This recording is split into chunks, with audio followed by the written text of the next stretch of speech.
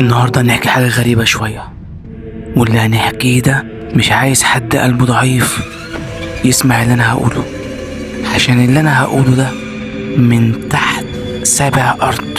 واللي هحكيه ده بيتكلم عن الجن المطرود من العالم السفلي في قلب اسكندرية، وتحديدا في منطقة قديمة مليانة خرابات وبيوت مقفولة من سنين. كان في بيت متهالك ومعروف بين الناس انه مسكون. البيت ده اتبنى من اكتر من 100 سنة، وللأسف ان البيت ده اتبنى فوق مقبرة قديمة مقفولة، وساعتها اللي بناه وسكن فيه ما كملش اسبوع ومات هو ومراته واولاده، ومحدش كان يعرف ايه السبب.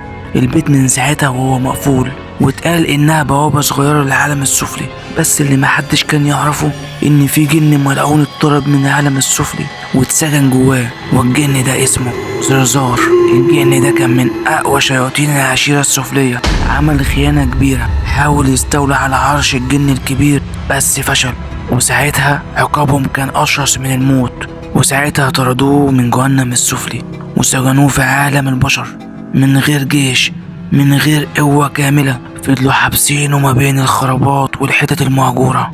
والبداية هنا نعرفها ان كان في 3 شباب من منطقة واحدة، وهو ادهم وشادي ومصطفى، قرروا يدخلوا البيت ده عشان يثبتوا شجاعتهم. كانوا سامعين اشاعات عن اصوات ضحك وخطوات في السقف وصراخات بتطلع بالليل. اول ما دخلوا الجو بقى تقيل والتراب كان بيتحرك على شكل انفاس. شادي حاول ساعتها يولع كشاف الموبايل بس النور اتطفى لوحده. فجأة سمعوا ساعتها صوت حد بيضحك، مش ضحكة عادية، ضحكة غليظة مليانة كرة. وساعتها ظهر قدامهم كائن اسود طويل جدا، عينيه بتلمع احمر وصوته رج الارض. والجن ساعتها فضل يقول اخيرا اخيرا دم جديد دخل السجن. وساعتها لما الجن رزار بان لهم كده وشافوه قال لهم انا مش زي اي جن، انا اتطردت من العالم السفلي بتاعي، وعلشان ارجع لازم اقدم ارواح بشرية قربان، وانتوا ال3 كفاية جدا للبداية. هنا الشباب حاولوا يجروا لكن الابواب اتقفلت والجدران كأنه بيتنفس. وساعتها مصطفى وقع على الارض، وفضل مصطفى يصرخ ويقول ايدي اتسحبت لتحت الارض، الحقوني الحقوني الحقني يا شادي الحقني يا ادهم. وكأن الارض فيها ايدين تانية عمالة تشده. ادهم حاول ينقذه بس لقى وش بني ادم، الوش كان مشوه، نصه لحم محروق ونصه عظم، وبيضحك وهو بيقول سيبه سيبه ده حقي الاول.